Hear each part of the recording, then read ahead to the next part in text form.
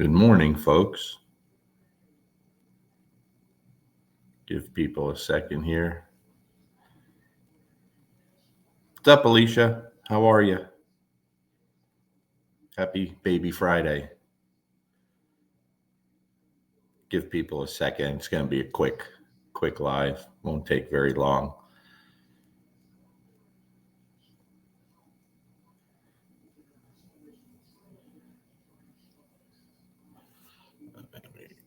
Here.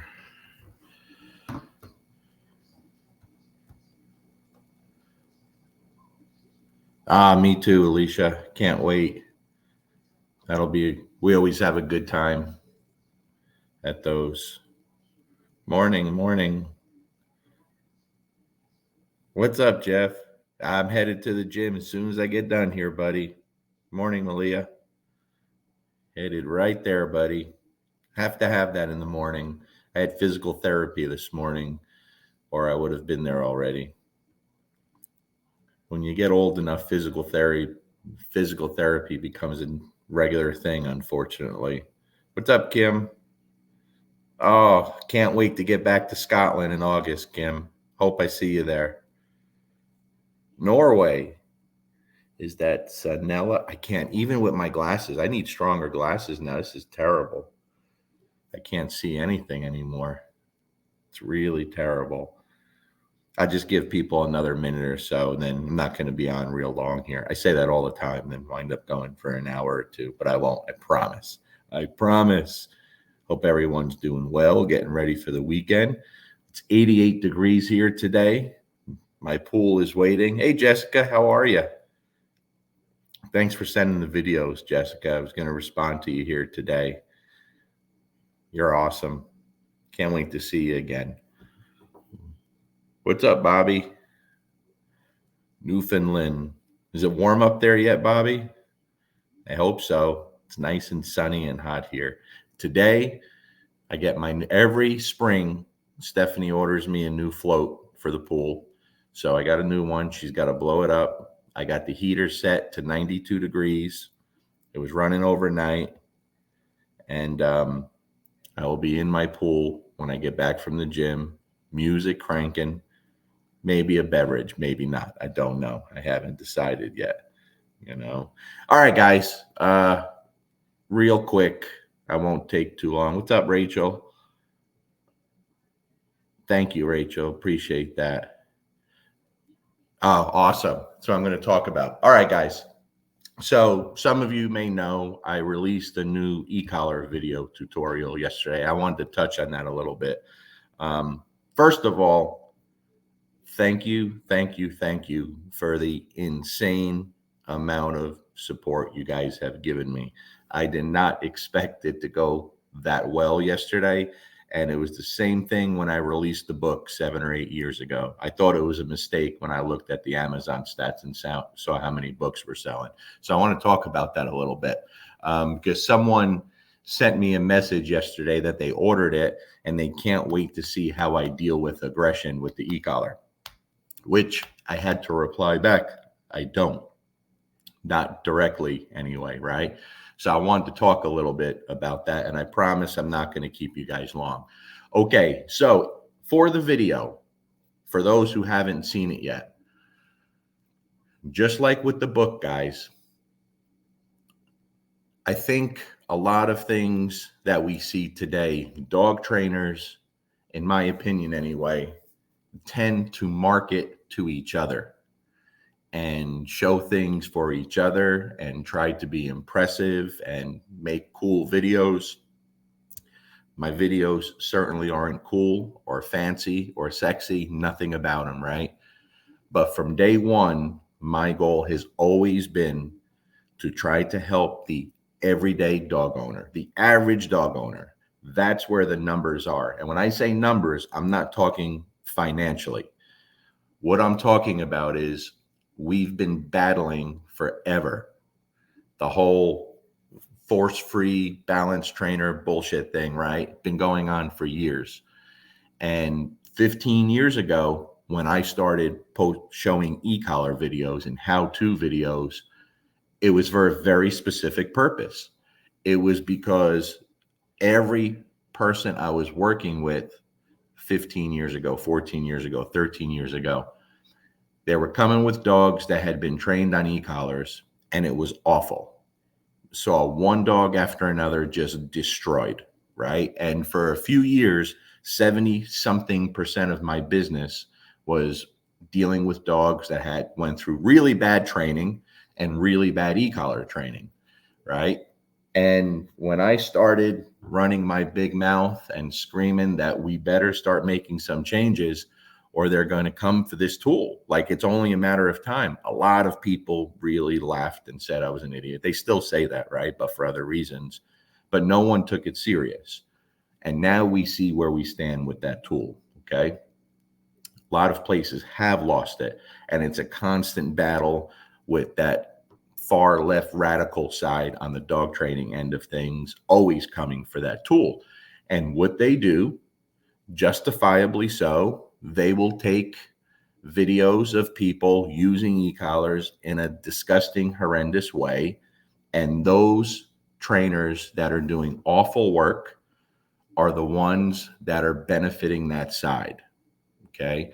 So every video I've put out has always been trying to combat that, right? Oh, okay. I understand. You're right. That is bad work. But how do you explain these dogs here that I'm showing, right? It's really important that we show the good work, not the sexy work, not the highlight reels, the actual work. That I did for years. Then when I wrote the book, it was the same thing. I wrote it as simple and basic as can be, that a young teenager could understand it. And someone with absolutely no dog training ability who's going to go buy that tool or is going to go hire a trainer who's going to use that tool can get their dog done, at least with that tool, on their own. Okay. And I do it in a way on purpose, very specifically, that even when they mess up the training, because they will, everybody will. A lot of dog trainers do. The everyday dog owner is going to mess up the training, right? But if you go through this process that I use, it's crazy conservative for a reason. You're not going to mess up the dog. And in the meantime, the person with no dog training ability starts to get a little bit of handling skills better than they were before, and they start to get that back and forth between them and the dog, which helps a lot of things. And that's why the book was so successful and why so many people, when I say tens of thousands, guys, I'm not joking. I'm not exaggerating when I say that. I'm a lot of things, but I think most of you know I'm not a liar. Like over the years, tens of thousands of people have shown videos and sent me messages. Every day, people that have never trained a dog, providing their dog with off-leash freedom, safety, right? And again, if you do it my way, the end goal is that you're not using the tool. That's the end goal. So today I see people showing their training, talking about their training, bragging about their training, and their clients walk around with the remote around their neck or in their hand constantly. And they use that tool every day. If that's what you do, I don't care. I have nothing to say about it. But for me, my people, my clients, my dogs, you should never be using, you rarely have to use that e-collar if done correctly. Okay, that's what we push for. So now back to the aggression thing. I talked about the other day, we were talking about, which I still consider the most difficult cases, the in-home aggression between multiple dogs, right? At least two dogs. It's something that very few people have success with. And that's the truth. People are going to tell you, yeah, I deal with it all the time. And I'm telling you right now, very few people have success with it. Okay. When I say success, I mean long-term, meaning both dogs die of old age and they never fought anymore. That's what I'm talking about, success, right? But one of the components I talked about that's so important and so overlooked, and I've never heard anyone speak about it, is getting those dogs that are fighting inside the same home. There's a lot of things that go into it. There's not just one thing. There's never one thing, right? But one of the things that's so overlooked is getting those dogs off leash, reliable and safe off leash. Okay. That is really important, guys, because a big part of turning those dogs around is letting them be dogs out in the open, run free, learn each other, learn from each other, communicate with each other in a way that's more natural than inside your home where all the problems started, or attached to a 6-foot leash, which creates a ton of tension as it is. But I've never heard anyone talk about how important it is getting these dogs off leash. Okay. Now, on top of that, to the person I answered to the other day, that's not what this video is about. Not directly, but in a way, again, it is. Okay. Think about this. If you have a dog that's highly reactive to dogs or humans, or aggressive to dogs or humans, this is how I train every dog. Okay. One of the things, if you can't get that dog reliable and trusted off leash, it makes everything much more difficult. Getting those dogs off leash reliable, where you can take them to different places where it's safe to have them off leash and legal to have them off leash, and allowing them to run and fulfill those needs of all dogs, man, that's vital and necessary. Today in dog training, we hear much more about fulfilling the dog's genetic needs, which is wonderful. It's great that the industry is really starting to focus on this more, right? We see more and more people really jumping on the play bandwagon and making that a big part of their program and trying to get better at it, right? That is beautiful, right? Michael Ellis and Ivan Balabanov for years have done a great job promoting that, as well as others, right? As well as others.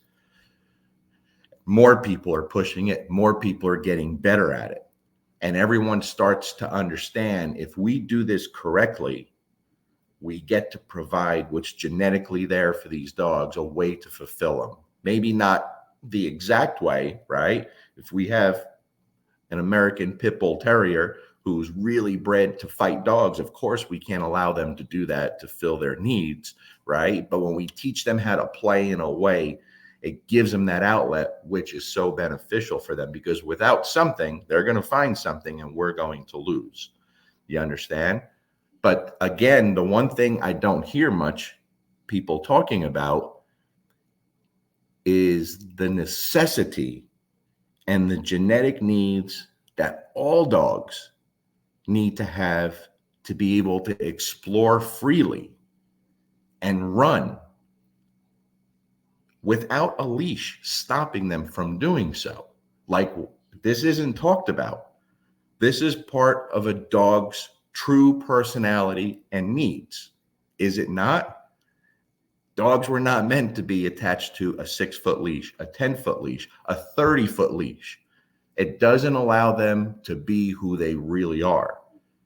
And when you see a dog, I don't care if it's a Chihuahua or a German Shorthair Pointer or a Mastiff, when you see a dog out in the open, exploring new places, running from place to place, and just being who they really are, I don't think most people, most dog trainers, understand what that does for the ability to deal with the behavioral problems that you're dealing with.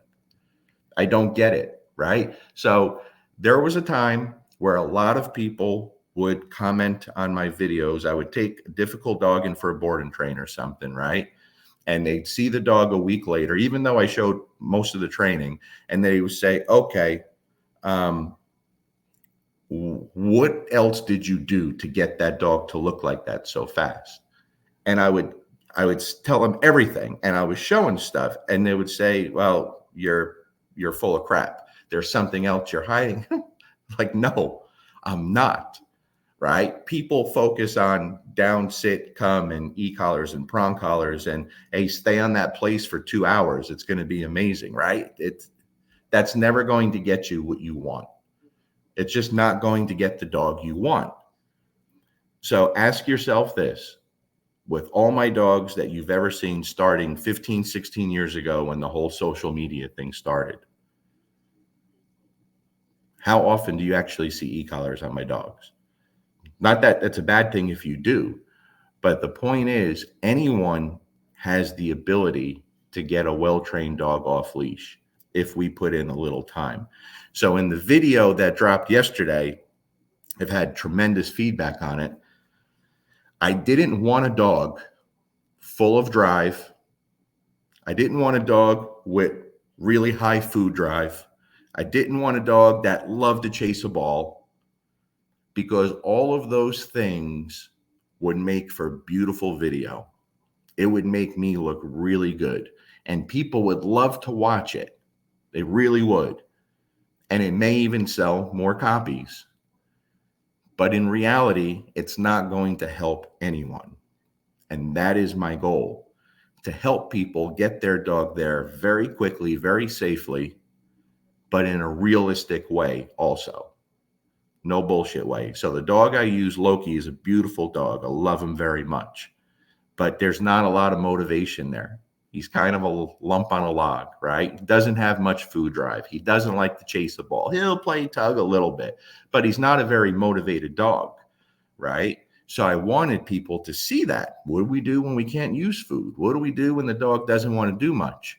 I even put him in a situation where I knew he was going to fail, because I wanted people to see what happens when you move too fast with a dog, when you push things and make things unfair. I showed it, right? I think at first there was kind of an idea around the wonderful people I was working with during the filming, like, let's maybe not do that. I'm like, no, we have to, right? We have to, because the more realistic situations we show people, the more they're going to learn. So that was only a 3-day shoot. It was very unrealistic, right? I don't train a dog in 3 days. It was only 2 sessions a day, 2 short sessions. So 6 sessions total, right? But hey, Jackie, but what's important, guys, for the final scene, the final clip of the video, and I haven't watched the video yet. I haven't seen the edited version, right? But for the final clip, we go to a brand new place, big open park, new smells, new everything.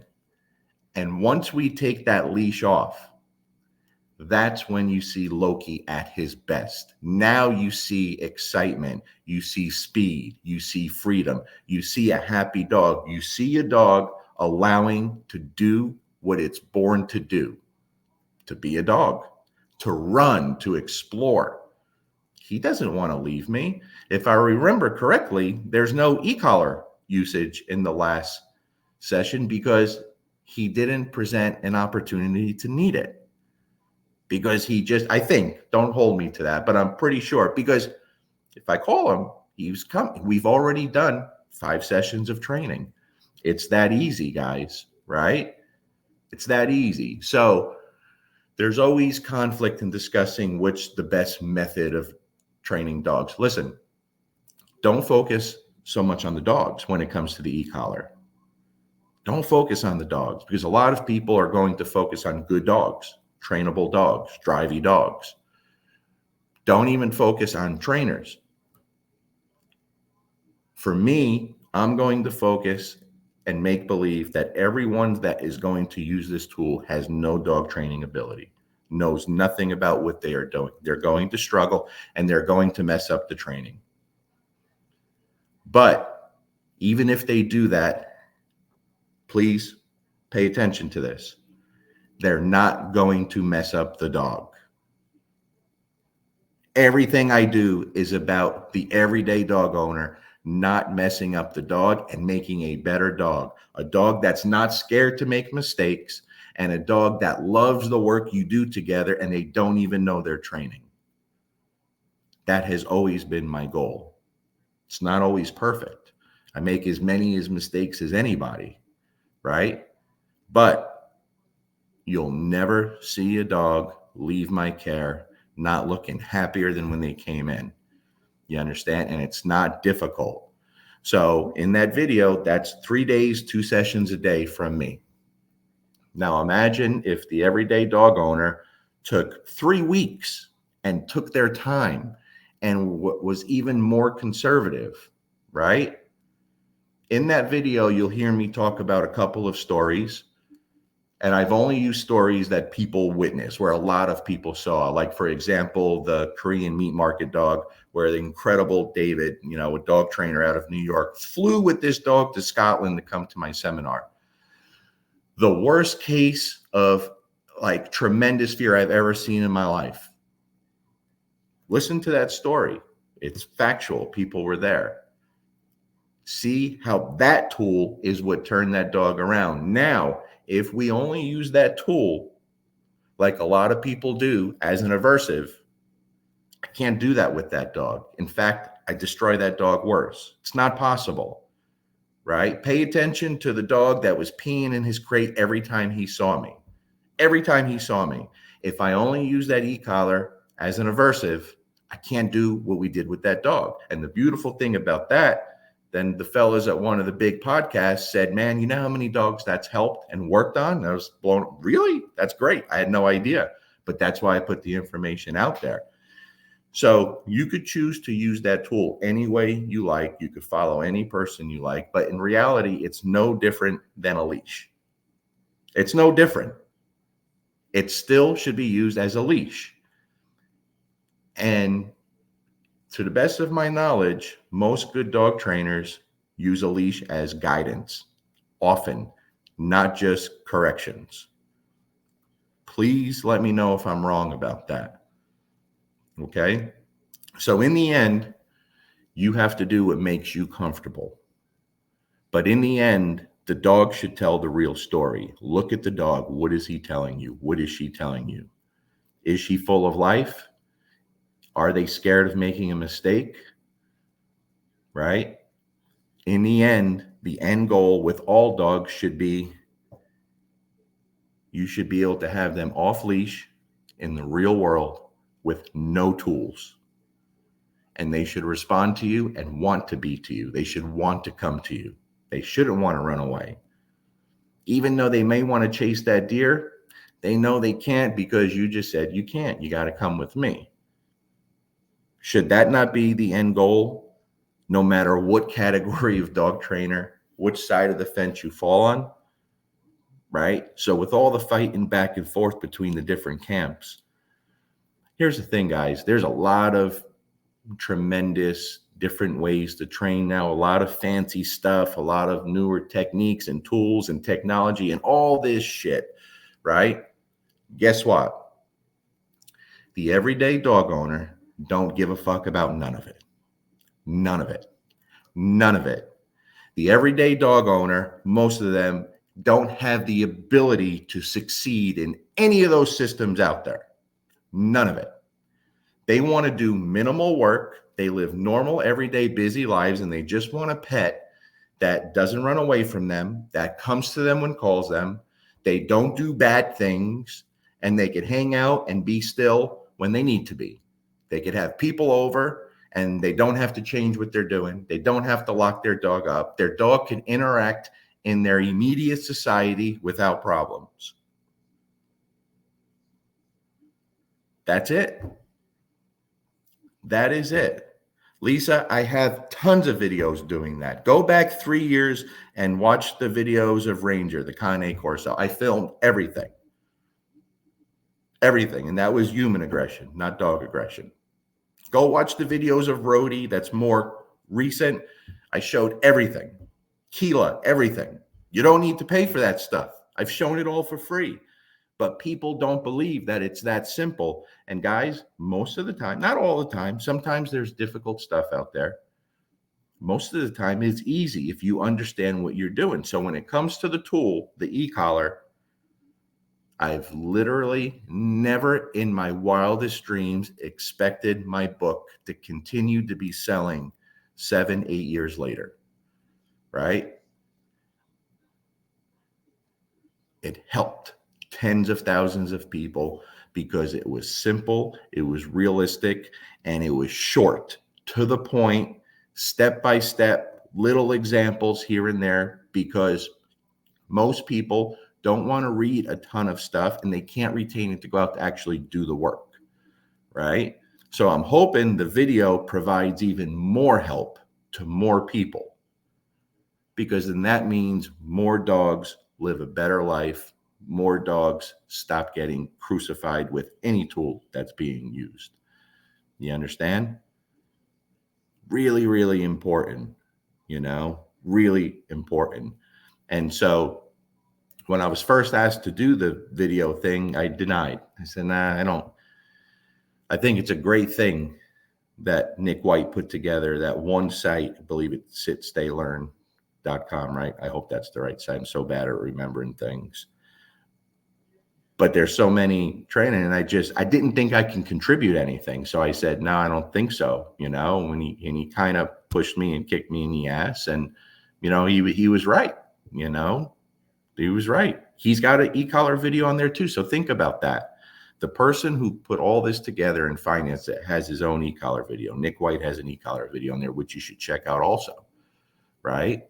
But yet he still wanted me to do one so people have options. That's impressive to me, and I appreciate it very much. That's impressive to me, right? And there's all kinds of categories in there if you go to the site.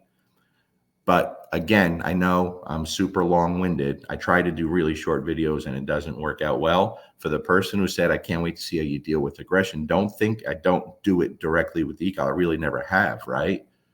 But again, if you can get a higher level of training and provide that off-leash freedom. Listen, guys, this is what Nick told me. It's kind of funny. I guess some of the people that were around when we were shooting the video, once it was all done, they asked about me, what he thought of me. And as a person, they had very nice things to say. We all got along. We had a great time. But when they asked about the training, I think they were probably a little perplexed and a little surprised. I think they were expecting more, sexier, right? And I believe Nick's answer, if I'm not forgetting, which I love, was he thought about it and he said, he is so basic, it's advanced. And I love that. That's my goal, because the everyday dog owner, that's the numbers we have to focus on to save our tools, our way of training, and provide help for more dogs, right? It's so basic, it's advanced. I love it. And I am as basic as it gets, guys. So you can't succeed in any kind of system or way of training if you don't understand the basic fundamentals. If you master the basics and you have a strong foundation on your dog and that relationship is solid, man, what else do you really need?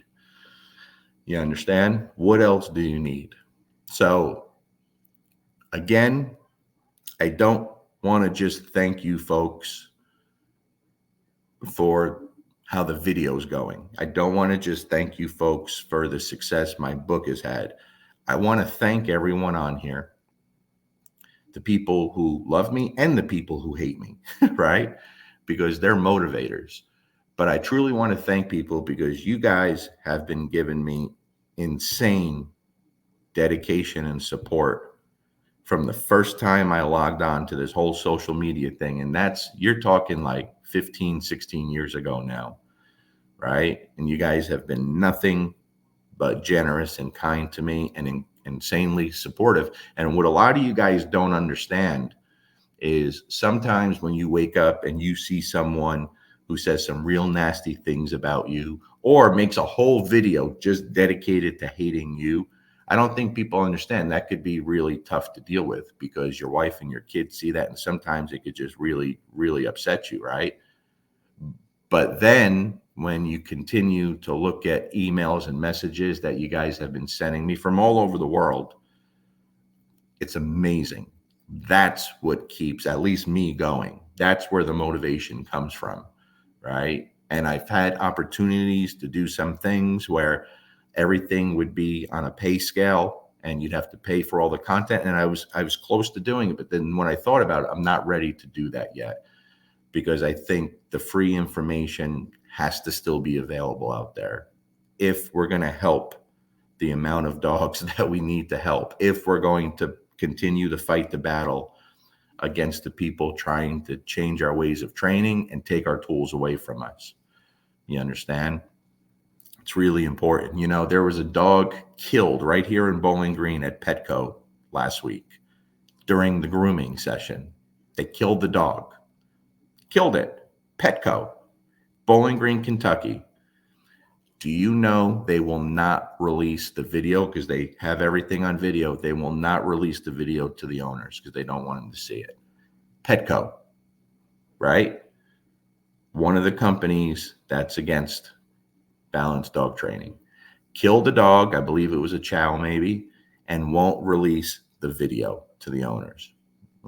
If that's me, well, I won't say because I don't want to be banned. But think about that. That side don't give a shit about dogs. They give a shit about a very radical ideology. And if we're ever going to beat that, we have to be better about showing work, showing good work. I see my buddy Nick on here. You're doing awesome, Nick. I love the stuff you're posting with your dog, right? We have to show the work, guys. So I hope this video, everything is. Someone asked yesterday, my friend Dawn back in Lodi, New Jersey, said, hey, can someone like me with no dog training ability, do this? It's absolutely. That's what it's geared towards, guys. And then she asked my wife, who also, we all grew up together. She said, wait, this is $79. Is that $79 per section in the video? And my wife said, no, that's $79 for the whole video. She was like, what? Holy shit. I think that's pretty fair. I think that's pretty cheap, if you ask me. $79. That is probably, I don't know what Petco and PetSmart charge for a dog training class, but I guarantee you that $79 will take you much further than most dog trainers are going to take you, spending hundreds, if not thousands of dollars. All right.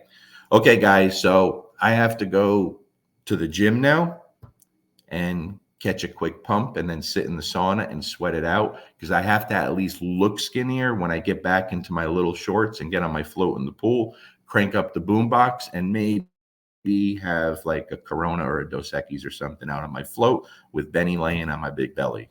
All right. So again, I hope this provides some more information. You guys are the best. Thank you on behalf of me and my family for being amazing to us. And I hope to see you all again real soon. All right. Peace.